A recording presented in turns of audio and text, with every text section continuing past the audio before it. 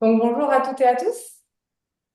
Nous avons le plaisir d'accueillir aujourd'hui Michèle Papalardo, qui est présidente du comité du label ISR, et Balthazar Laporte, qui est secrétaire du comité du label ISR. Donc, Pascal Bossan, que vous voyez à l'écran, membre du comité du label ISR et moi-même, avons souhaité organiser ce webinaire pour vous apporter donc un éclairage sur le nouveau référentiel du label ISR qui, comme vous le savez, a fortement évolué récemment. Donc, nous espérons que ce webinaire sera apprécié de tous. Vous êtes 407 inscrits aujourd'hui à ce webinaire. Comme vous le verrez, cette présentation se veut pédagogique. Michel et Balthazar se feront un plaisir de répondre à vos questions. Je vous rappelle que ce webinaire est dédié à nos adhérents CNCGP et sera en open source par la suite. Vous avez donc l'honneur de découvrir en avant-première ce webinaire. Soyez attentifs et participez. Merci. Alors, très rapidement, peut-être pour commencer avec l'ordre du jour qu'on vous propose aujourd'hui, donc en quatre parties, en sachant qu'après chaque partie, on fera un temps de questions, donc n'hésitez pas à les poser. J'imagine, Virginie, que c'est vous qui suivez les questions qui sont posées, peut-être et qui les relayerez. Je ne sais pas si j'aurai accès facilement. Mais en tout cas, voilà, quatre parties. D'abord, une présentation du label ISR assez globale, puis un focus sur les nouvelles exigences de son référentiel valeur mobilière, hein, comme l'a évoqué Virginie juste avant. Ensuite, on fera un petit point sur la position du label dans l'écosystème de la finance durable, hein, parmi du coup, les autres labels européens, mais également la réglementation européenne, et puis les prochaines étapes pour le label, les travaux à venir du comité. Donc encore une fois, n'hésitez pas à poser vos questions au fur et à mesure, et si ça vous va, je laisse la parole du coup à Michel pour cette première partie dédiée à la présentation du label ISR.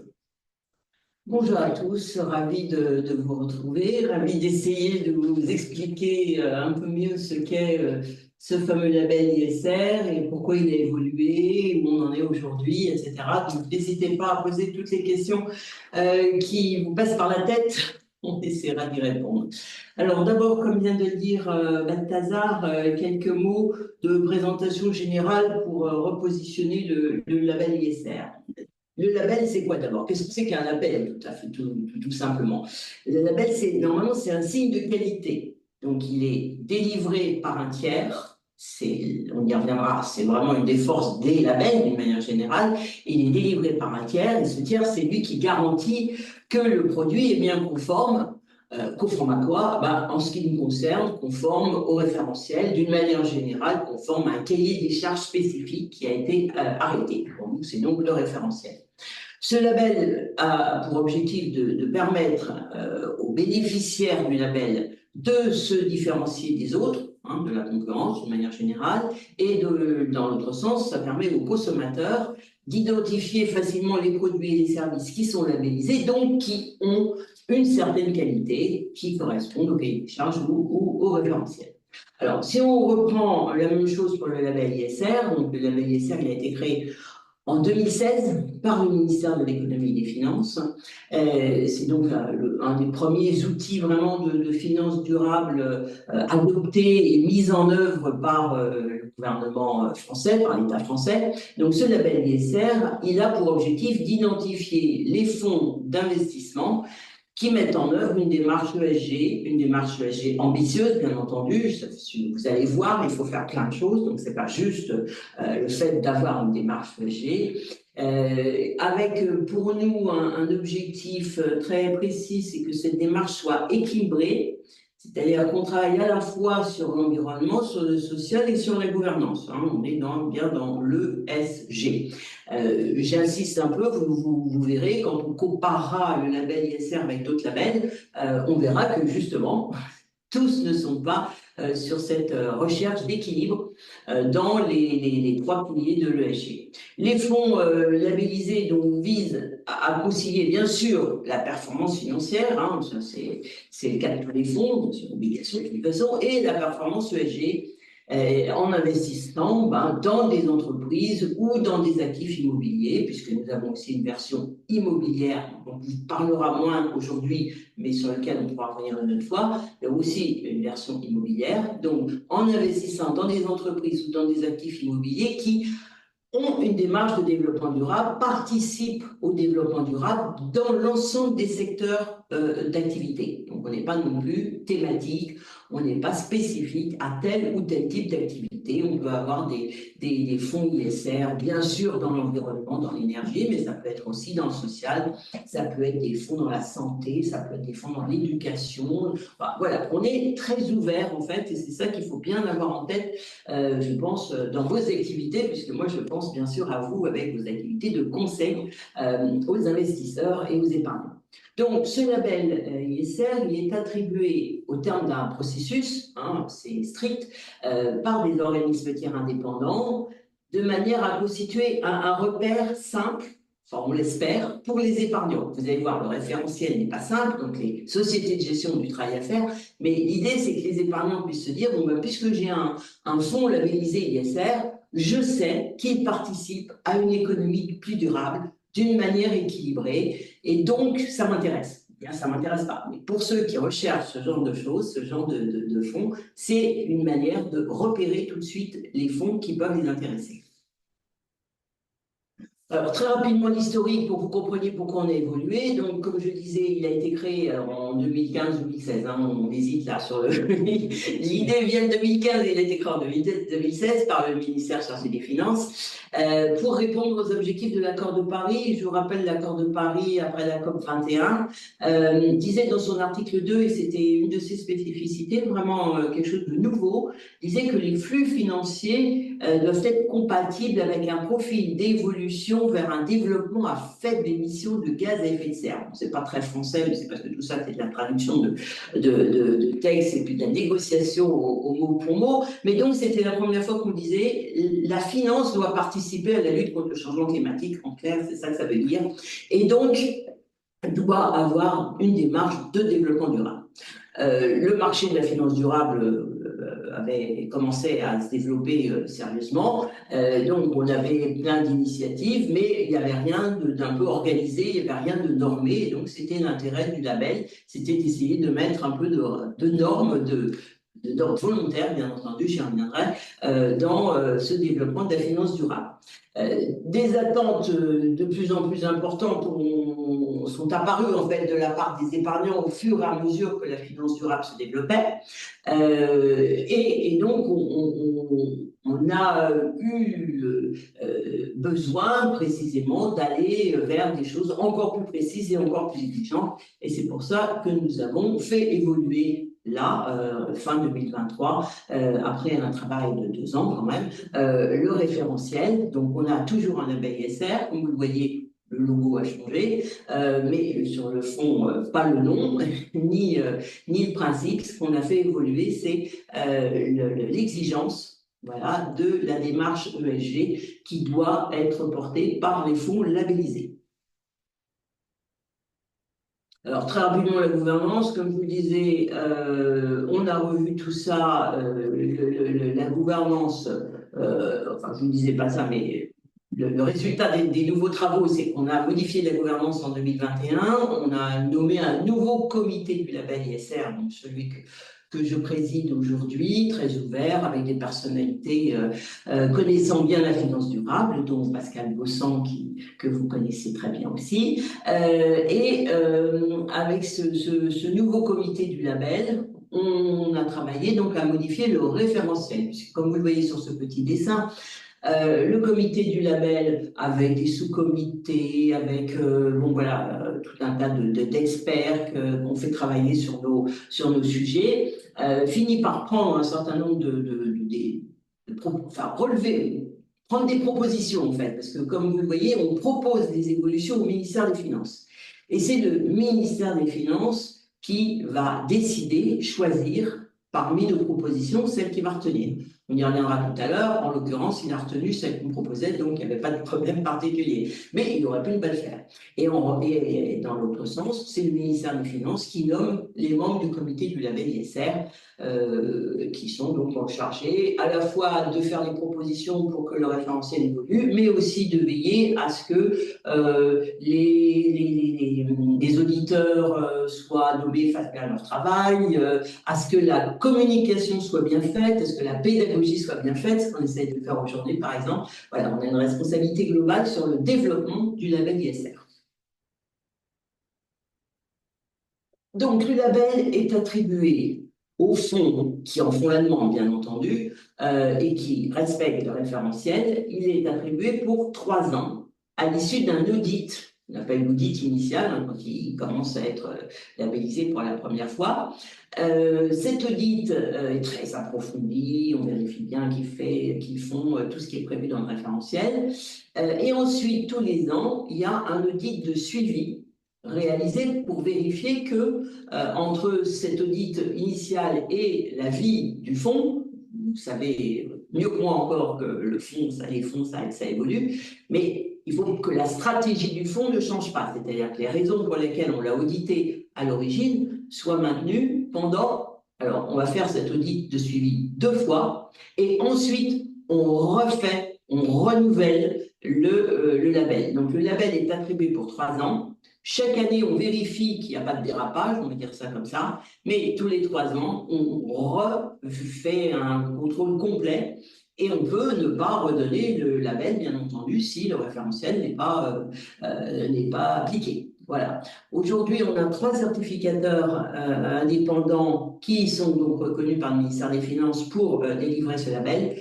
C'est l'AFNOR, Deloitte et Ernst & Young.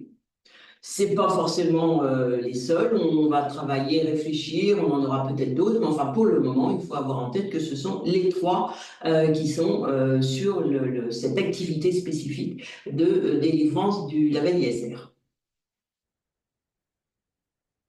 Alors, le label a eu un grand succès, en fait. Bon, au début, comme vous le voyez, c'était un peu timide, mais c'est normal parce qu'on ne savait pas très bien comment tout ça allait fonctionner, puis il fallait que cette gestion adopte le référentiel, etc. Mais vous voyez qu'il y a eu une forte croissance au cours des années, allez, on va dire de 21-23, ou même à partir de 2020, quand on a commencé à dépasser les 500, nous avons aujourd'hui à peu près 1300 fonds labellisés, tout référentiel confondu, mobilier et immobilier, hein, avec un encours d'environ 800 milliards d'euros. Donc ça, bien sûr, ça évolue en fonction de l'évolution des valeurs. Donc ça a beaucoup augmenté, beaucoup progressé, et ben, il est arrivé ce qui devait arriver, c'est que finalement, on a eu des interrogations, le public, les spécialistes, etc., se sont dit, mais est-ce que finalement, ces fonds sont tous suffisamment impliqués dans les démarches ESG? Et c'est vrai qu'entre le moment où on avait fait ce référentiel en 2016 et, par exemple, 2021, qui est la date où on a commencé à travailler sur le sujet, il s'était passé beaucoup de choses en matière de finances durables. Beaucoup d'acteurs s'y étaient mis, il y avait beaucoup d'évolutions et de progrès, et donc le référentiel était un petit peu à la traîne, on va dire, et donc un peu critiqué, même assez sérieusement critiqué pour des risques de greenwashing. C'était pas parce qu'il y avait du greenwashing, mais parce qu'on trouvait que le référentiel laissait la place à des possibilités d'avoir des fonds qui n'auraient pas été complètement au top de la démarche ESG, même si c'était pas du tout le cas de la plupart des fonds qui étaient labellisés. Donc, après un travail fait par l'inspection des finances... Michel, Oui, pardon, on a une question. allez-y. Une personne nous demande donc 1300 fonds ISR sur combien de fonds au global? Je laisse Balthazar répondre. Il les a comptés ce matin, d'ailleurs. Non, c'est une très bonne question et c'est pas simple de répondre à cette question en fait, puisque quand on dit fonds global, en fait, de quoi parle-t-on? Est-ce qu'on parle des fonds qui sont commercialisés en France? Est-ce qu'on parle des fonds des sociétés de gestion françaises? Est-ce qu'on parle de l'ensemble des fonds qui pourraient prétendre théoriquement au label ISR? Et donc en fait, c'est difficile d'avoir un nombre de fonds au total, même si on considère aujourd'hui, ce que disent les études, c'est que les fonds labellisés ISR sur le marché français représentent environ 30%, donc environ un tiers du marché. Mais encore une fois, c'est vraiment une statistique générale que je donne ici, puisque la base de calcul est en fait assez difficile à définir. En tout cas, ça dépend des bases de calcul qu'on pourrait prendre, mais bon, c'est le chiffre habituellement retenu, 1 sur 3, on va dire ça comme ça, entre 25 et 30% selon les calculs, la manière de prendre le sujet. Voilà. Bon, mais c'est une question intéressante parce que c'est vrai que en valeur absolue, bon, 1200 ou 1300, on ne sait pas si ça fait beaucoup ou pas beaucoup. À un tiers, ça fait déjà un pourcentage respectable. C'est bien pour ça qu'il y avait ce besoin d'aller creuser et d'aller augmenter l'exigence, puisque l'objectif, on pourrait s'interroger, est-ce que l'objectif c'est que tous les fonds soient labellisés ISR? A priori non, puisque c'est un label de qualité qui veut augmenter la qualité, veut faire reconnaître ceux qui sont les meilleurs dans cette démarche ESG. Donc tout le monde ne peut pas être les meilleurs, c'est pas possible. Donc on est rentré dans cet exercice très volontaire demandé par le ministre, de rehausser le niveau d'exigence du label pour être sûr qu'on ait bien la confiance des investisseurs, des épargnants et bien sûr des conseillers sur ce que représente réellement le label ISR et les fonds labellisés ISR. Donc un nouveau fonds a été nommé en 2021 et on a commencé à travailler. Ça a pris un petit peu de temps parce que c'est compliqué, parce qu'on a essayé d'écouter les uns et les autres, bien entendu, pour essayer de trouver une version à la fois plus ambitieuse, mais acceptable et faisable. Pose la question, pardon, aussi, Oui, oui, au niveau des labels concurrents, est-ce qu'on a une idée de la proportion ou du nombre de fonds? On, on va y revenir tout à l'heure à la fin. On a un spécial Focus. un focus spécial sur les autres fonds, donc on pourra poser plein de questions là sur les autres parce qu'ils sont très différents les uns des autres et donc des fois on compare un peu les choux et les carottes. Mais c'est une vraie bonne question de savoir effectivement quelle est la part. En tout cas, il faut savoir que le label ISR, je vous le dis rapidement, on y reviendra, c'est quand même celui qui est aujourd'hui en Europe. Pour essayer d'élargir un peu, en Europe, et le label ESG qui est le plus représenté parmi les fonds. Voilà. Mais bon, comme je vous le disais, c'est pas forcément l'objectif. L'objectif, c'est qu'on ait le plus possible de très bons. Voilà. Et donc, on cherche à être à la fois dans l'exigence de qualité, mais bien entendu, on cherche qu'il y en ait beaucoup qui aient envie d'être de très bonne qualité. Voilà. On en a fini pour cette première partie, donc on va passer ensuite aux exigences de ce référentiel, et notamment à ses évolutions. Est-ce qu'on a d'autres questions, Pascal et Virginie, ou est-ce que vous les avez générales en fait, puisque là on est sur la présentation générale. On avait une qui nous avait été transmise auparavant, une question qui vous avait été transmise du coup. Lors de l'audit préalable à l'attribution du label, l'étude se base sur les documents et les échanges fournis par le fonds lui-même. Y a-t-il un risque de fraude sur ces éléments? D'abord, il y a toujours un risque de fraude. Il y a une chose qu'il faut avoir en tête, la fraude, bon, s'il y a des gens qui essayent vraiment de passer à travers, ils peuvent toujours, mais s'ils seront attrapés, non seulement ils n'auront pas, ils perdront leur label, mais en plus, ils seront signalés, on pourra les faire ceux qui les ont utilisés, par exemple, pour les attaquer, etc. Donc, je laisse de côté ce côté fraude. En tout cas, l'audit est fait effectivement sur la base d'un grand nombre de documents. Pour entendre à la fois les sociétés de gestion et les contrôleurs, on est effectivement sur des sommes de documents importantes. Vous verrez, quand on va vous parler du référentiel, on rentre vraiment dans le détail de ce qu'il y a dans le fond, de comment le fonds fonctionne, de quels sont les résultats du fonds, de quels sont les résultats des entreprises qui sont dans le fond. Donc, il faut trouver l'équilibre entre le contrôle et la bonne foi quand même des uns et des autres, mais c'est vraiment un contrôle lourd, très lourd, qui est fait par les certificateurs. Je ne sais pas si ça répond au questionnement. Pascal aussi, tu peux rajouter des éléments. Là, ça me paraît complet. Effectivement, déjà, il faut avoir en tête que les différents documents qui sont utilisés, une bonne partie d'entre eux sont soumis à agrément de la part de l'AMF. Donc, en fait, frauder dans ces documents-là, c'est frauder auprès de l'autorité des marchés financiers et pas seulement du label. Donc, on est déjà sur un niveau de risque, comme le disait Michel, important pour un acteur, pas vraiment intérêt à faire ça. Et deuxièmement, le certificateur, lui, il vient sur place il vient discuter directement avec les équipes, il regarde les fichiers de suivi, il fait des échantillons sur les portefeuilles. Donc en fait, on a quand même un niveau de contrôle, comme disait Michel, qui descend, qui va profondément vraiment dans les processus de la société de gestion. Et donc on n'est pas seulement sur du déclaratif, il va venir interroger les équipes pour voir comment est-ce qu'ils manipulent les outils de données extra-financières. On a toujours évidemment un risque. Mais l'idée est quand même que le certificateur ne se contente pas de lire la documentation, mais aille vraiment voir comment ça se passe dans l'organisation de la société de gestion.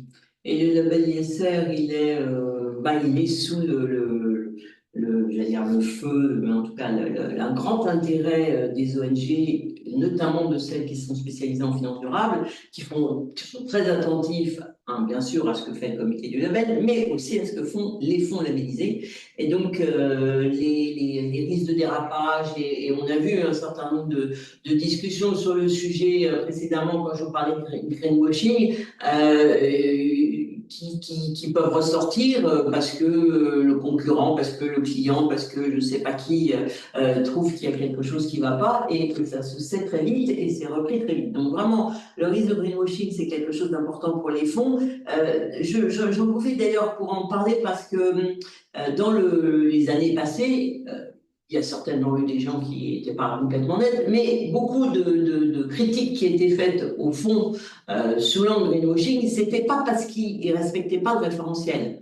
Ils respectaient le référentiel. Simplement, le référentiel, sur certains points, n'était pas suffisamment exigeant. Donc, on ne pouvait pas les accuser de greenwashing parce qu'en tout cas, par rapport au label ISR, ils étaient bien dans les clous du label ISR, mais c'est le référentiel lui-même qui n'était pas suffisamment exigeant. Et c'est pour ça qu'on a travaillé là-dessus, de manière à ce qu'il y ait plus ce risque, en tout cas pendant quelques temps, parce que j'espère que tout ça va évoluer et qu'on va encore faire des progrès, et nous aussi, bien entendu, avec le référentiel. Mais donc, l'objectif, c'est que le fait de respecter le label soit vraiment, vraiment la preuve que l'on a une démarche ESG exigeante, vérifiée, contrôlée, fiable, et sur laquelle tout le monde peut avoir confiance.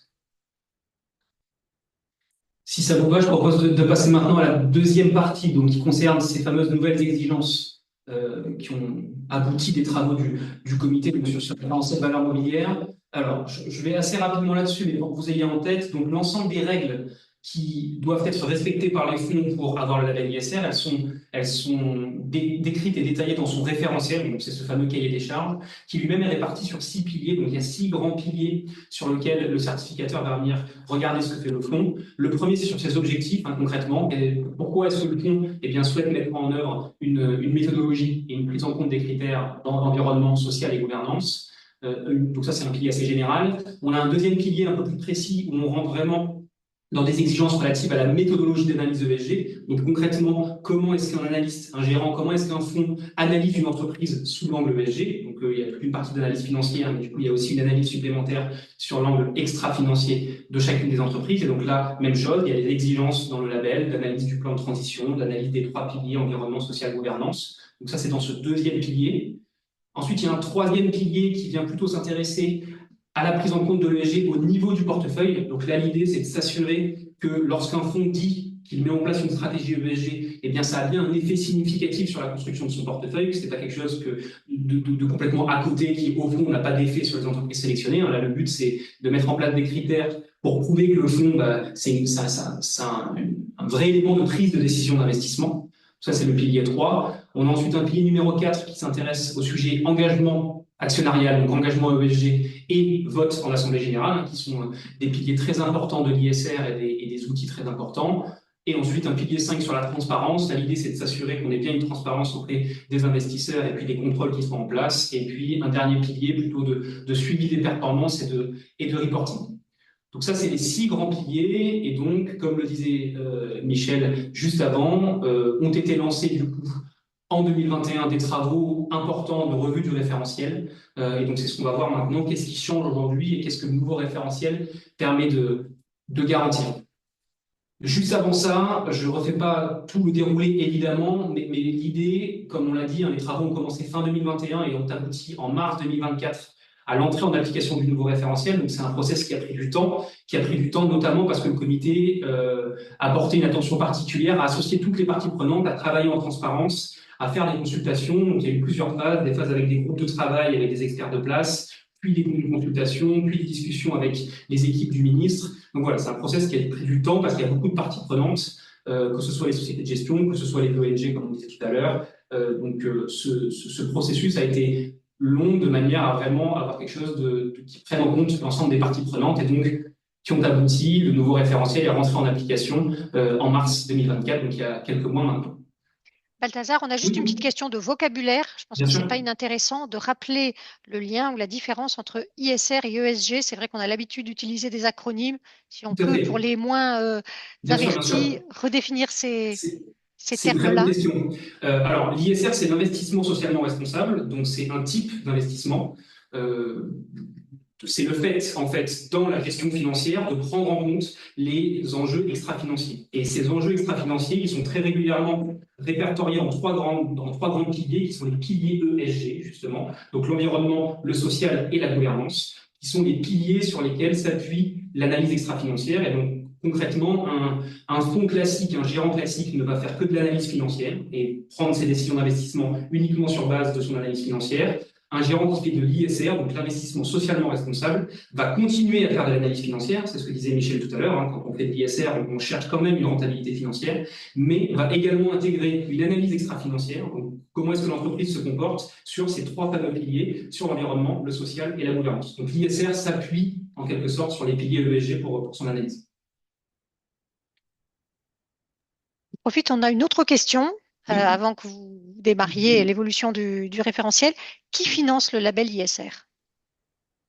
En fait, ce sont les fonds labellisés qui financent parce que les fonds labellisés versent une petite cotisation, tous, hein.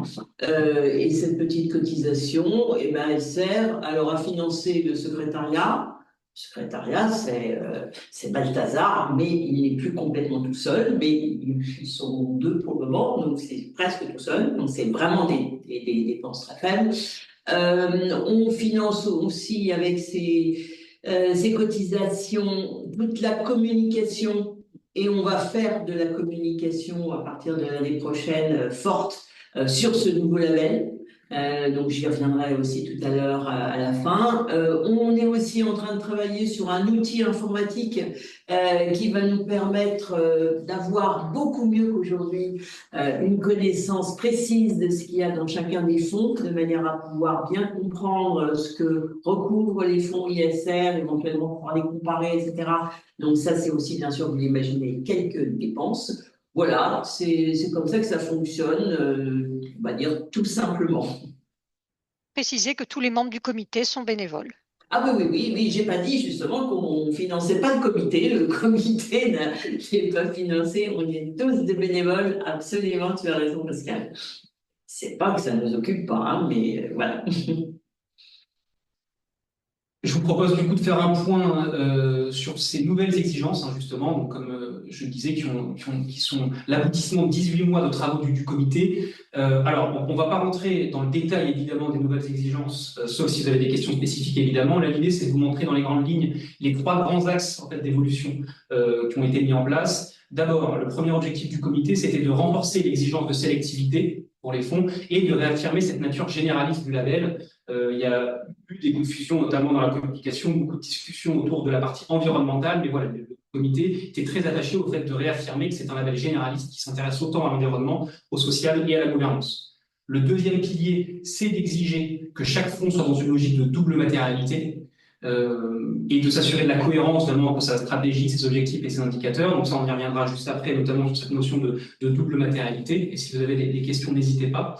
Et puis enfin, quand même, un axe dédié à la dimension climat qui est quand même une dimension on ne peut pas passer à côté de la dimension climat aujourd'hui, donc il y a des critères spécifiques qui ont été intégrés sur le sujet climat dans le socle du label ISR, tout en conservant évidemment cette nature généraliste.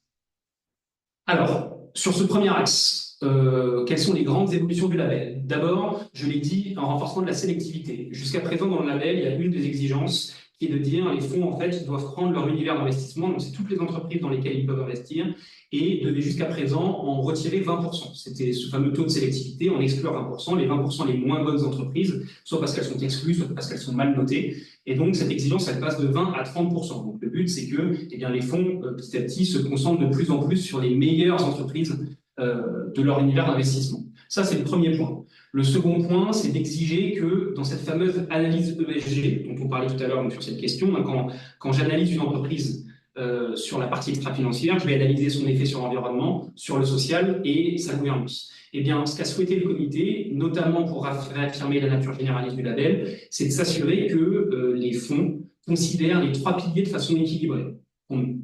Et éviter un fonds qui fasse 99% d'environnement et qui s'intéresse très peu au social et à la gouvernance. Et donc, pour ça, il est attendu que lorsqu'on analyse et qu'on attribue une note ESG, eh bien, la pondération de chacun de ces 3 piliers soit de 20%, sauf justification valable. L'idée, c'est vraiment d'attendre des fonds quelque chose d'équilibré. Ensuite, un renforcement de toutes les exigences relatives aux controverses, à l'engagement et au vote. Typiquement, dorénavant, les fonds doivent voter en Assemblée générale. C'est un point important puisque l'Assemblée générale, c'est un des moyens, un des leviers qu'ont les fonds d'influencer les pratiques des entreprises qui sont en portefeuille. Donc, exercer ces droits de vote, ça fait partie des outils de l'investisseur responsable. Donc, c'est pour ça que c'est aujourd'hui obligatoire pour avoir le label ISR. Et enfin, un point qui a fait l'objet de beaucoup de discussions, qui est l'intégration d'un cadre d'exclusion obligatoire sur les 3 piliers ESG. On a beaucoup parlé d'environnement, mais il y a bien des exclusions sur les 3 piliers. Donc, à la fois des exclusions environnementales, les fonds ne peuvent plus aujourd'hui investir dans des entreprises qui exploitent, qui font une expansion du charbon. Même chose sur l'expansion fossile, les fossiles non conventionnels, et puis la production d'électricité lorsqu'elle est incompatible avec les accords de Paris. Je ne rentre pas dans le détail technique de ces exclusions. Si vous avez des questions, encore une fois, n'hésitez pas. Mais l'idée, c'est que maintenant, ces entreprises-là ne peuvent plus rentrer dans des fonds labellisés. Peut-être juste une petite remarque à ce stade. Ça, c'est quand même une grande différence par rapport à la version précédente du label qui qui ne comportait aucune exclusion.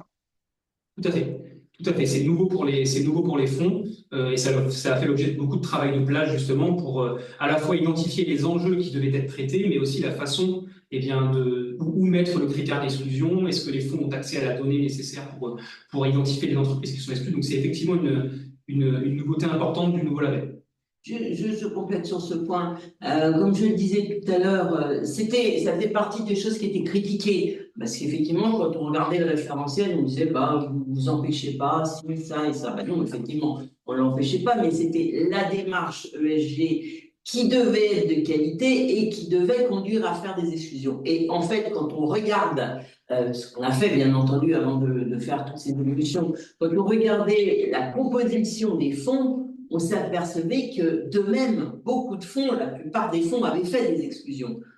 Les exclusions qui sont indiquées là ne vont pas bouleverser complètement les compositions et les portefeuilles de la plupart des fonds. Parce que déjà, ces exclusions étaient faites même sur la partie énergie, et si on n'avait rien dit, il y avait relativement peu de fonds, un pourcentage relativement limité de fonds qui avaient des entreprises qui aujourd'hui sont exclues. Voilà. Mais l'important, c'est que ce soit dans le référentiel et donc qu'on ait l'assurance qu'on puisse dire, et notamment que vous puissiez dire aux épargnants, aux investisseurs, il y a effectivement l'assurance que ces types d'entreprises qui sont dans le cadre des exclusions ne seront pas dans le fonds ESG. Alors qu'avant, on ne pouvait pas le dire de manière aussi évidente et aussi simple, même si c'était très, très souvent le cas. Est-ce qu'on a le temps, Balthazar, à ce stade, de prendre des questions supplémentaires? Oui, bien sûr. Au pire, Okay. Oui, de toute façon, toutes les questions sont bonnes, oui. Alors, question de Sylvain. Quel intérêt d'investir dans un fonds d'action ISR, sachant qu'aucun euro ne viendra soutenir ces entreprises, puisque les augmentations de capital ont déjà eu lieu, et donc les transferts se font entre investisseurs particuliers? Alors, ça, c'est une bonne question qui, au final, a un enjeu qui est un peu plus large que celui du label ISR. Effectivement, c'est la question de l'investissement sur le marché action et donc le marché secondaire. Il y a quand même plusieurs choses. C'est vrai qu'aujourd'hui, la grande majorité des échanges se fait sur le marché secondaire et donc ne vient pas directement financer les entreprises. En réalité, il y a plusieurs choses. D'un point de vue très concret, le fait qu'il y ait de la demande dans un titre donné vient apporter de la liquidité, vient apporter de la stabilité au titre et donc a un intérêt pour l'entreprise, déjà avec le fait que son titre soit investi et demandé, même si ça participe à son financement et à sa levée de capital, dans tous les cas, ça a une importance pour l'entreprise d'avoir un titre qui s'échange sur les marchés et donc qui est investissable, en fait, en réalité. Donc ça, c'est un point important. Il y a également c'est également possible pour les fonds, d'ailleurs, il y a des fonds labellisés ISR qui participent aux augmentations de capital sur le marché primaire. Et puis, donc ça, c'est la vision plutôt entreprise, où effectivement, pour l'entreprise, on ne vient pas la financer directement, mais en réalité, ça a quand même un intérêt pour elle d'être dans un fonds labellisé ISR. Et puis, il y a aussi la question de l'intérêt pour l'investisseur, en fait, qui, lui, pour le coup, vient placer et on vient garantir, en l'occurrence avec le label ISR, que son capital et ses investissements correspondent à certaines règles, en fait, en réalité. Donc, ça reste un investissement intéressant pour lui, toujours en cherchant à la fois performance financière et extra-financière. Je ne sais pas si vous souhaitez compléter Pascal ou Michel. J'enchaîne sur une question complémentaire. Le label est-il exclusivement accordé à un fonds ou peut-il être accordé à une gestion pilotée? C'est une très bonne question sur laquelle des discussions doivent avoir lieu, effectivement, puisque aujourd'hui, effectivement, le label est attribuable à des fonds ou à des mandats de gestion. En revanche, la gestion pilotée n'est aujourd'hui pas labellisable pour plusieurs raisons un peu techniques, et notamment le fait que ça reviendrait à labelliser des profils de gestion pilotée et non pas directement les portefeuilles individuels qui en découlent. Et donc ça, c'est pas quelque chose. Le fonctionnement du label aujourd'hui est vraiment au niveau d'un portefeuille existant, donc au niveau d'un fonds. Ça fonctionne au niveau d'un fonds. Au niveau de la gestion pilotée, aujourd'hui, c'est compliqué, donc ça n'est pas le cas pour l'instant. Mais le comité du label initie des discussions sur ce sujet-là et sur le sujet des fonds euros également, des assureurs, qui sont, comme la gestion pilotée, deux outils très fortement utilisés par l'épargnant individuel et donc qui pourraient avoir un intérêt effectivement pour le label. Mais donc ça, c'est des discussions qui sont en cours d'initiation au niveau du comité du label. Elles sont très loin pour le moment encore, parce qu'on a quand même quelques autres travaux à faire, je vous en reparlerai tout à l'heure. Ah, Pascal, on ne vous entend plus. Une autre question, est-ce que vous pourriez détailler un peu plus concrètement le taux de sélectivité? Oui, tout à fait. Alors, le taux de sélectivité, si vous voulez, prenons l'exemple qui était mentionné tout à l'heure d'un fonds action qui est un de fonds action européenne. Ce fonds action européenne, s'il souhaite être labellisé, on va lui demander, et ça fait partie des exigences du label, de définir ce qu'on appelle son univers d'investissement initial. Donc, en fait, ça correspond à l'ensemble des entreprises dans lesquelles il peut théoriquement investir. Dans le cas de ce fonds, ça va être par exemple l'ensemble des entreprises cotées européennes qui font plus d'1 milliard de capitalisation parce que c'est un fonds qui a des contraintes de liquidité particulières. Donc en fait, son univers d'investissement, ça va être les 5 000 ou 10 000 entreprises européennes de cette taille-là. Et bien ce qu'on va demander à ce fonds-là, c'est d'être capable, sur la base de cet univers d'investissement, d'exclure 20% et maintenant donc 30%, donc c'est ça cette fameuse évolution, et donc 30% des entreprises de cet univers d'investissement sur base de critères ESG pour montrer qu'il n'investit que dans les 70% meilleures entreprises. Donc c'est ça qu'on entend par taux de sélectivité, s'ajoutant à ça bien sûr derrière d'autres exigences sur les entreprises restantes, mais en tout cas c'est de s'assurer que le fonds n'investit pas dans les moins bonnes entreprises de son univers. Une dernière question peut-être encore à ce stade. Une banque qui finance une entreprise pétrolière ou parapétrolière est-elle exclue de l'univers d'investissement? Alors, elle ne sera pas exclue par les critères d'exclusion. C'est une très bonne question et c'est un enjeu qui a été discuté au niveau du comité du label. Elle ne sera pas exclue par les critères d'exclusion. En revanche, parmi les différentes nouvelles exigences, on le verra dans le pilier 3, le comité du label a intégré l'exigence d'analyse des plans de transition des différentes entreprises en portefeuille. Et dans le cadre de cette analyse, eh bien, là, il reviendra au fond en fait, de juger la façon dont,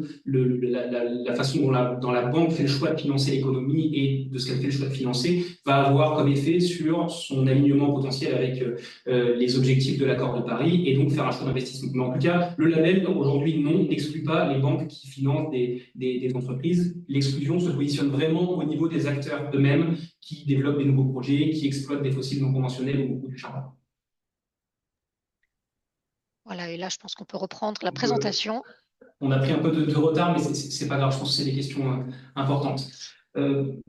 Pour finir sur ce cadre d'exclusion, on n'a pas du tout des exclusions environnementales, on a également des exclusions sociales qui sont mises en place. sur le sujet des armements controversés, les droits de l'homme ou du tabac, et puis des exclusions aussi sur le pilier gouvernance, que ce soit sur les paradis fiscaux, le blanchiment d'argent et le financement du terrorisme, qui sont des sujets que vous devez connaître en tant que, j'imagine, conseiller financier, et puis des enjeux également sur la corruption. Donc voilà pour ce grand premier pilier d'évolution. Donc comme on le voit, il y a les exclusions dont on a beaucoup parlé, mais il y a également d'autres choses, comme je le mentionnais juste avant. On a un second pilier qui traite de l'exigence de double matérialité. Pour rappel, la double matérialité, c'est une notion qui a été introduite par la réglementation européenne. Et l'idée est de dire il y a deux façons de prendre en compte l'ESG, c'est ce qu'on disait tout à l'heure, il y a deux façons de faire de l'ISR, deux philosophies possibles. Soit je considère l'ISR comme un moyen de réduire mon risque financier. Et donc, ce que je vais faire, c'est que je vais analyser dans quelle mesure est-ce que les enjeux ESG peuvent faire peser un risque sur la valeur de mes investissements. Par exemple, sur l'environnement, dans quelle mesure est-ce que si j'ai une usine dans une zone de stress hydrique, dans quelle mesure est-ce que le manque d'eau va pouvoir m'amener à ne plus pouvoir faire fonctionner mon usine? Là, c'est vraiment une logique financière. La valeur de mon investissement peut baisser à cause des critères ESG. Et donc ça, c'est ce qu'on appelle la matérialité simple. La première matérialité, c'est vraiment une logique de risque financier, au même titre que le risque de liquidité, le risque de contrepartie, etc. C'est du risque. Et la réglementation européenne introduit la deuxième logique, la double matérialité, la matérialité plutôt d'impact, comme elle est appelée, qui est l'effet de l'investissement sur les critères extra-financiers. Donc, c'est-à-dire dans quelle mesure est-ce que, tout simplement, les entreprises dans lesquelles j'investis peuvent avoir un effet néfaste sur l'environnement, le social et la gouvernance. Et donc, ce qu'a souhaité le comité, c'est de s'assurer que l'ensemble des fonds labellisés ISR étaient bien dans cette double logique, s'intéresser à la fois au risque financier, parce que c'est un point important, et encore une fois, les fonds labellisés ISR sont tous à la recherche de rentabilité financière, mais également l'effet des investissements sur les critères ESG. Et donc ça, il s'est appuyé sur plusieurs outils de la réglementation européenne, SFDR, les indicateurs PAI, les principales incidences négatives, dont vous avez peut-être déjà entendu parler, pour s'assurer que l'ensemble des fonds soient bien dans cette logique-là. On a une petite question pratique. On nous demande si on peut récupérer le support de présentation pour prendre des notes dessus. Alors ça, je ne sais pas, Joanne, si tu serais capable de l'envoyer en direct. Ouais, je vois ce que je peux faire. Ok, merci. J'avance du coup sur la troisième grande évolution, qui est le sujet climat, du coup, et son intégration systématique dans le socle du label. Et donc, on l'a dit tout à l'heure, une analyse de ces fameuses incidences négatives. Donc là, c'est vraiment cette double matérialité, c'est ce que je mentionnais, c'est que tous les fonds doivent s'assurer et de s'intéresser à l'effet des entreprises sur le climat. Ça, c'est un premier point. Le deuxième point, c'est ce fameux cadre d'exclusion dédié, avec l'exclusion des développeurs de nouveaux projets fossiles, du charbon, etc. On en a parlé tout à l'heure. Et ce que j'ai mentionné rapidement, c'est cette fameuse analyse des plans de transition climatique, c'est-à-dire que vous avez certaines entreprises qui sont exclues de facto parce que leurs activités ne sont pas compatibles, c'était le cadre d'exclusion, mais ensuite, toutes les autres entreprises doivent être analysées et leur plan de transition climatique doit être analysé. Et donc ça, c'est une nouvelle exigence du référentiel qui définit des règles. Comment est-ce qu'on analyse un plan de transition? C'est quelque chose qui est nouveau à la fois pour les gérants, sur lequel du coup, le comité s'est appuyé sur des acteurs comme l'ADEME, etc., pour essayer de définir justement ce cadre, pour diriger les fonds et les diriger progressivement vers une analyse de l'ensemble des plans de transition des entreprises en portefeuille. Mais c'est important d'avoir en tête bien ce troisième axe d'évolution. C'est vraiment une révolution quand même par rapport au référentiel précédent, puisqu'on insiste sur le fait que systématiquement, les fonds doivent avoir traité le sujet du climat, considérant que finalement, aujourd'hui, on ne peut plus rien faire sans regarder ce sujet climatique si on veut faire de l'ESG. Ça ne change pas la nature du label ISR, qui reste un label généraliste, mais avec cette tonalité spécifique qui était d'ailleurs critiquée dans le fait que ce n'était pas si évident dans le précédent référentiel, de cette objectivation du travail qui est fait sur le climat par chacun des fonds, à travers l'étude des indicateurs, à travers les exclusions et nouveauté encore plus grande, on va dire, puisque c'est vraiment des sujets qui sont dans l'actualité aujourd'hui, d'essayer de voir si, au-delà du fait d'avoir exclu quelques activités qui sont vraiment négatives pour le climat, on a globalement une réflexion sur la manière d'atteindre les objectifs de l'accord de Paris, donc le 1,5 degré, sur l'ensemble de la trajectoire des entreprises qui sont dans le fond.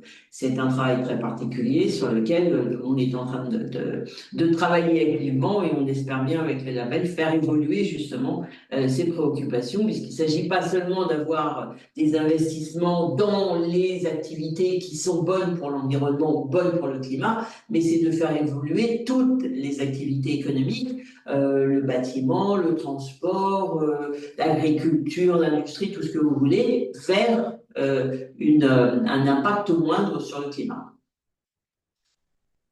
Alors, on a une bonne question de la part d'Hortense qui nous demande ce que vont devenir les fonds qui étaient labellisés suivant les anciennes modalités. Quid s'ils ne respectent pas eh bien, les nouvelles exigences du nouveau référentiel? Est-ce qu'ils vont perdre le label? Voilà, comment ça va se passer concrètement? On va y revenir tout à l'heure, mais quand même là, rapidement pour qu'il n'y ait pas de doute sur le sujet. Ce qui se passe entre le début de l'année où on a arrêté le nouveau référentiel et la fin de cette année, c'est que les sociétés de gestion sont en train de travailler sur leurs fonds, sont en train de s'interroger pour savoir quel est l'écart entre ce qu'ils font aujourd'hui et les nouvelles exigences, et de s'interroger sur le fait de se caler sur le nouveau référentiel ou non. S'ils ne le font pas, c'est-à-dire si, j'y reviendrai tout à l'heure, au 1er janvier 2025, ils ne sont pas calés sur le nouveau référentiel, ils perdront effectivement le label. Puisque ce qu'il va falloir à partir du 1er janvier 2025, c'est conforme au nouveau référentiel, pas à l'ancien, bien entendu, au nouveau. Donc, il va y avoir un gros travail, je vais y revenir, bien entendu, pour contrôler tout ça. Mais aujourd'hui, c'est ce que font les sociétés de gestion, c'est qu'elles, soit elles s'interrogent, soit elles travaillent à faire évoluer leur portefeuille et tous les éléments de reporting qu'on leur demande pour être au carré avec le nouveau référentiel au début de l'année prochaine. On arrive à la fin de cette deuxième partie. Alors, on a un petit peu de retard. On a pris quelques questions déjà. Peut-être qu'on avance sur la troisième partie, si ça vous va. Très bien. Alors, l'idée de cette troisième partie, c'était de vous faire un petit rappel de la position du label. Donc, c'est cette fameuse slide qui présente justement les différents labels européens. Alors, historiquement, le marché de l'ISR, il s'est structuré autour de ces labels nationaux en l'absence en fait de cadre réglementaire. Et donc, on a globalement chacune des principales places financières a mis en place son propre label que vous avez du coup en ligne. On a le label ISR en France, qui est, comme vous le voyez en troisième et quatrième colonne, effectivement le plus gros label européen à aujourd'hui, suivi du label belge, qui est le label Toward Sustainability, dont vous avez peut-être entendu parler, qui est également un label généraliste et qui a 700 fonds et 530 milliards de fonds labellisés. Donc, c'est les deux plus gros labels, globalement, le label ISR et le label Toward Sustainability. Ensuite, on retrouve quelques labels généralistes. On a le label allemand, les labels allemands, luxembourgeois et autrichiens, qui sont aussi des labels généralistes avec un nombre de fonds un petit peu plus faible et d'encours également un petit peu plus faible. Donc ça, c'est pour les labels généralistes. Et puis, on retrouve également des labels plus spécialisés. Donc, le label Greenfin, par exemple, qui est également un label français, qui est porté, lui, par le ministère de la Transition, qui est un label spécifique à l'environnement. Donc, on est vraiment sur un label thématique de finance durable. Et lui, qui est, lui, plutôt un label solidaire, pour le coup, donc social.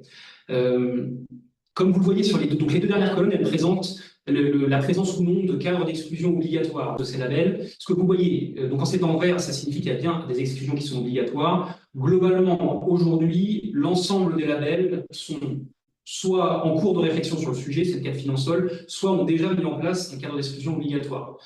Et quand il s'agit des énergies fossiles et d'exclusion spécifique, c'est aussi la même chose. Soit les labels sont en cours, le label Luxfla luxembourgeois est en cours de réflexion sur le sujet, mais ça devrait converger. Ou alors on met en place un cadre d'exclusion. Et donc on a une convergence quand même sur le sujet des exclusions. Pour autant, les différents référentiels, les différentes exigences en fait de ces labels, il y a toujours beaucoup de subtilités, beaucoup de différences, et donc la comparaison est complexe. Ne serait-ce que sur les critères d'exclusion, en réalité, la façon d'exclure les énergies fossiles peut être différente d'un label à l'autre. C'est pas si simple. La question des banques, par exemple, tout à l'heure, qui a été posée, eh bien, pourrait être traitée différemment d'un label à l'autre. Et au-delà de ça, toutes les exigences sur le vote en assemblée générale, sur l'analyse extra-financière, sur l'engagement ESG vont être différentes d'un label à l'autre. Et donc, on a toujours, eh bien, des exigences qui sont assez hétérogènes. Et donc, ont été initiées des discussions par les principaux labels. Donc, en l'occurrence, c'est le label ISR, le label belge Towards Sustainability et le label luxembourgeois. Dans un premier temps, pour analyser les différences et puis ensuite pour discuter de potentielles équivalences. Là, on est sur des discussions long terme, hein, donc ça n'aboutira pas dans les mois qui viennent. Mais l'idée, voilà, c'est de progressivement essayer de converger vers des discussions communes pour éviter les doubles définitions et les divergences qui ne seraient pas complètement assumées par les décisionnaires. Voilà pour les différents labels au niveau européen et un petit panorama. La slide suivante concerne la position du label par rapport aux réglementations. Comme vous le savez peut-être, alors n'hésitez pas, hein, si vous avez des questions, le cadre réglementaire sur la finance durable, en fait, il se met en place depuis 2019, globalement, même si certains ont commencé plus tôt, et s'articule autour de 4 principaux textes qui sont à l'écran. C'est SFDR, taxonomie, CSRD et MiFID II, que vous devez particulièrement connaître parce que vous êtes directement concerné. Et l'idée ici, c'est très rapidement de vous rappeler du coup les objectifs, mais surtout le lien potentiel avec le label ISR. En sachant que MiFID, je reviendrai juste après dessus, puisque c'est vraiment ce qui va le plus vous intéresser. D'abord sur ce triptyque SFDR, taxonomie, CSRD, pour que vous ayez en tête, SFDR, son objectif principal, c'est de garantir la transparence sur la durabilité des produits financiers. Et donc pour ça s'appuie notamment sur la fameuse classification dont vous avez dû entendre parler, articles 6, 8 et 9, où les fonds doivent du coup se classifier et dire dans quelle mesure est-ce qu'ils prennent en compte les critères extra-financiers. Donc ça, c'est vraiment une classification au niveau européen. On a ensuite la taxonomie qui, elle, est plutôt un dictionnaire des activités durables. Donc là, le régulateur a essayé d'identifier les activités économiques qui sont durables sur le plan environnemental. Le but, c'est que les entreprises disent ensuite, eh bien moi, j'ai tel pourcentage de mon activité qui est durable et donc que les investisseurs puissent s'en servir. Et enfin, CSRD qui définit plutôt les informations ESG que les entreprises doivent publier. Ça ne concerne pas directement les fonds, mais c'est très important puisque plus les entreprises publient d'informations ESG et d'informations de qualité, plus, eh bien, typiquement, le label ISR peut utiliser cette information pour mettre en place des exigences. S'il n'y a pas de données, on ne peut pas mettre en place d'exigences. Le lien du label ISR avec tout ça, je viens de le dire pour CSRD, hein, l'idée c'est que plus la donnée extra-financière est disponible, plus le label peut mettre en place des exigences qui sont ambitieuses. Le lien avec SFDR, donc si je reviens sur la première partie, on a mentionné tout à l'heure les indicateurs PAI, les principales incidences négatives. Donc l'idée vraiment pour le comité, c'est de s'appuyer au maximum sur ces outils, mais tout en conservant ses principes clés et ses spécificités. Donc éviter au maximum d'inventer des nouvelles définitions, des définitions différentes, etc. Donc ça, il s'appuie sur les indicateurs introduits par SFDR, sur les grandes notions introduites par SFDR. Pour autant, une différence importante avec SFDR, on a souvent entendu dans quelle mesure est-ce que les articles 8 et 9 vont remplacer les labels, vont prendre la place des labels. C'est deux choses très différentes. Les catégories SFDR, elles sont autodéclaratives, donc c'est-à-dire que les fonds disent je suis article 8, article 9. Il y a peu de contrôle aujourd'hui, les définitions sont peu précises de ces articles-là, quand, comme ça a été présenté tout à l'heure, le label est délivré par un tiers indépendant qui revient tous les ans vérifier que tout est en place. Donc on est vraiment sur deux choses très différentes. Juste pour que vous l'ayez en tête, les articles, ben, c'est des articles, hein, c'est quelques lignes. Le référentiel, je l'ai avec moi, il fait 55 pages. Et on vérifie que tout ce qui est dans les 55 pages est appliqué par le fond. Voilà, donc on est dans des logiques très différentes, ce sont des outils différents. Et enfin, MiFID II, c'est pour ça que je vous propose de passer sur la slide suivante, puisque c'est la réglementation, si je ne dis pas de bêtises, qui vous concerne le plus. Vous le savez, hein, c'est initialement MiFID une réglementation qui intègre des règles pour protéger les investisseurs avec plusieurs catégories sur l'appétence au risque financier et différentes catégories de clientèle. Ça, vous avez l'habitude. Et en 2018, MiFID a évolué avec MiFID II.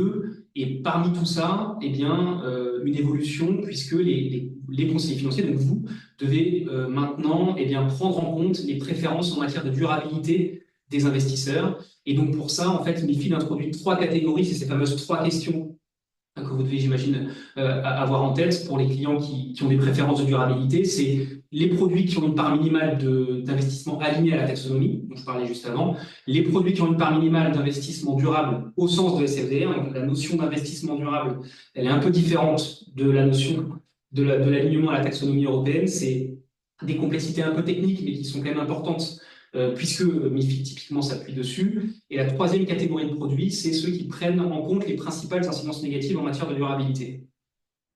Dans ses travaux, le comité du label, il s'est intéressé à ces trois catégories et a réfléchi avec ça sur ces trois catégories. Dans quelle mesure est-ce qu'il pouvait faire en sorte que le label ISR permette de répondre à ces catégories, puisqu'on est sur des catégories qui sont difficiles à comprendre, même pour certaines personnes du métier. Et donc, pour un investisseur final, c'est quand même très compliqué de comprendre la différence entre ces trois catégories. La conclusion de tout ça, c'est que ces deux premières catégories, c'est difficile pour le label en fait de mettre en place des exigences sur celles-ci, puisqu'elles impliquent la mise en place de seuil. C'est-à-dire que la première catégorie, par exemple, c'est à l'investisseur final de dire moi je veux un produit avec 10% d'alignement taxonomique, quand un autre pourra dire 5% et comme un autre 30%. Donc c'est très compliqué pour le label de dire voilà où est le seuil, puisque un fonds aligné à 100% à la taxonomie aujourd'hui ça n'existe pas ou quasiment pas. Et donc c'est le même sujet pour SFDR, c'est pour ça qu'on a une seule et même lien avec le label pour ces deux-là. C'est qu'en fait, puisque ça implique la mise en place de seuil, le comité pouvait difficilement mettre en place de garanties directes sur le sujet. Je passe sur le fait que la catégorie numéro 2 et la notion d'investissement durable est très, très hétérogène et très peu précise aujourd'hui, et donc avec beaucoup d'évolutions, et donc là-dessus, le comité a préféré être prudent. En revanche, sur cette troisième catégorie, donc la prise en compte des principales incidences négatives en matière de durabilité, le nouveau référentiel impose, et c'est ce que je disais tout à l'heure sur la double matérialité, impose à tous les fonds d'être dans cette logique de double matérialité et donc de prendre en compte ces principales incidences négatives. Donc aujourd'hui, un fonds labellisé ISR sur le nouveau référentiel, donc à partir du 1er janvier, rentre automatiquement dans cette troisième catégorie de produits au sens de MiFID. J'insiste peut-être sur ce que vous venez de dire, Balthazar. Je pense que ça, c'est un point particulièrement important pour notre pratique métier. Aujourd'hui, c'est pas si simple de faire matcher des produits, de faire correspondre en fait des produits entre l'exigence exprimée par le client et finalement le panel de solutions d'investissement qu'on peut avoir à lui proposer. Là, cette solution-là, je pense que c'est quelque chose qui va beaucoup nous aider à partir de l'an prochain, c'est-à-dire un client qui a envie d'avoir des critères de durabilité, ben voilà, s'il dit finalement, je souhaite, donc il coche la question 3, un fonds avec le label rentrera dans cette catégorie et donc nous serons assurés de respecter nos obligations réglementaires avec un fonds ayant le label ISR. Donc ça, c'est quand même important. Et juste pour rebondir sur ce que vous venez de dire, alors que les deux points suivants, c'est quand même beaucoup plus compliqué puisqu'on doit regarder des pourcentages d'alignement. Et là, c'est un peu plus complexe à répondre à notre client aujourd'hui avec les outils actuels dont on dispose. Exactement. Mais c'est pas par hasard, on l'a quand même fait un peu exprès, parce qu'on était bien convaincus qu'il fallait arriver à rentrer dans ces catégories. Alors, comme c'est des catégories pas très claires, c'est pas évident de faire rentrer le label dedans, mais cette troisième catégorie sur les principales incidences négatives nous convient parfaitement, puisque dans nos évolutions, on a cette évolution de prendre en compte les principales incidences négatives. Alors, on arrive à la fin de cette troisième partie. Je vois qu'il est 15 heures et qu'il nous reste la partie sur l'ouverture et les prochaines étapes. Qui n'est pas la plus longue, mais qui n'est pas la plus longue, mais quand donc, même. si vous avez des questions sur celle-là, on peut y aller, sinon on continue. Pas d'autres questions, on peut y aller. Bon, alors, on continue. Je vous en ai déjà un petit peu parlé. Donc, qu'est-ce qu'on fait aujourd'hui, maintenant que nous avons ce nouveau référentiel, donc qui rentre en application le 1er mars 2024 pour les nouveaux fonds, puisque, bien entendu, il y a de nouveaux fonds qui sont labellisés aujourd'hui. Depuis le 1er mars 2024, les nouveaux fonds sont labellisés avec le nouveau référentiel, sachant qu'entre la fin 2023 et le 1er mars 2024, on n'a pas labellisé de fonds, donc il n'y en a pas dans l'année 2024 qui ont été labellisés avec l'ancien référentiel. Les fonds déjà labellisés, c'est ce que je vous disais tout à l'heure, eux bénéficient d'une période de transition parce qu'il y a beaucoup de changements à faire pour les sociétés de gestion et donc ils doivent être en phase avec et appliquer le nouveau référentiel à partir du 1er janvier 2025. Ce qui va signifier que donc au fur et à mesure, comme je vous le disais, qu'il va y avoir des audits, soit de renouvellement, soit de vérification, comme on en fait tous les ans, eh bien, les certificateurs vont vérifier que c'est le nouveau référentiel qui est applicable et qui est appliqué surtout, même si à partir du 1er janvier 2025, tous les fonds doivent être dans le bon référentiel. Alors, qu'est-ce que nous faisons sur ce référentiel valeur mobilière aujourd'hui? Bien, comme je vous l'expliquais, on fait de la promotion parce qu'il faut le faire connaître, ce nouveau référentiel. On fait ces travaux, ces efforts, ce pas des efforts de mesurer, mais on se concentre sur cette pédagogie auprès des sociétés de gestion. Donc, on a fait un certain nombre de webinaires avec eux, avec elles, et puis on essaie de répondre à leurs questionnements parce que des fois, il y a des sujets auxquels on n'a pas complètement réfléchi, donc on a besoin de réfléchir avec eux pour savoir comment les choses vont évoluer. Donc, beaucoup de pédagogie et d'explication pour les sociétés de gestion.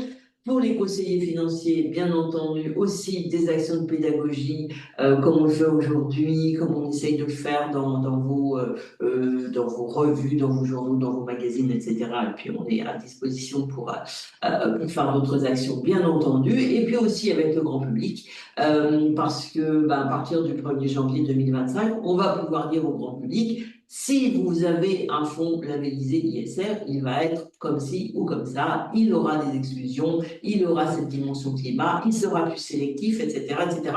C'est pas la peine de faire la communication maintenant puisque les fonds n'existent pas, presque pas, mais à partir de 2025, ce sera le cas. Donc, on est en train de travailler sur des campagnes de communication sur le label ISR à partir de l'année prochaine.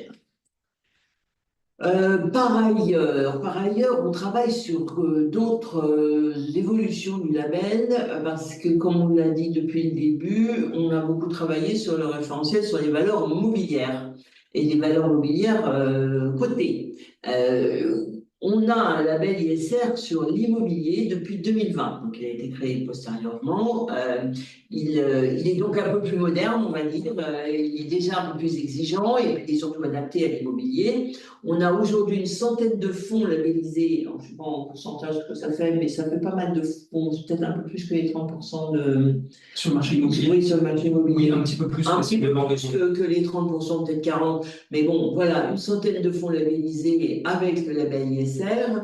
Et donc, pour certains, ont fini leur cycle de 3 ans et vont être labellisés ou sont en train d'être labellisés. Ça nous a donné l'occasion donc d'évaluer l'intérêt du label, ses avantages, ses inconvénients, ses faiblesses, etc. Et on est, après des travaux de revue de ces exigences, en train de travailler sur la refonte. Alors là, on ne va pas faire une refonte du label, hein. On va faire une évolution, une actualisation, puisqu'on est seulement 3 ans après, pour que il soit aussi plus exigeant, plus lisible, plus efficace, et qu'on puisse tenir compte des évolutions du marché sur ce sujet.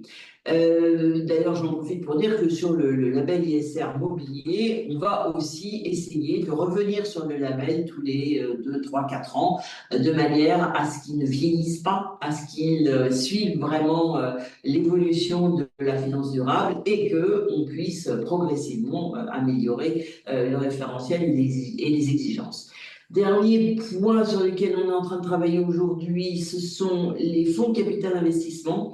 Parce que les fonds de capital investissement qui ont, pour certains, des démarches ESG très, très ambitieuses, pour certains, parfois très sophistiquées, ne rentrent pas bien dans le cadre du label ISR mobilier dont on vient de nous parler, notamment parce que on est, comme le disait Balthazar, sur des sélectivités, sur des univers initiaux, etc. Alors que les fonds de capital investissement ne fonctionnent pas de cette manière, ils vont aller chercher les entreprises qui leur paraissent correspondre à leur philosophie, à leur stratégie d'investissement.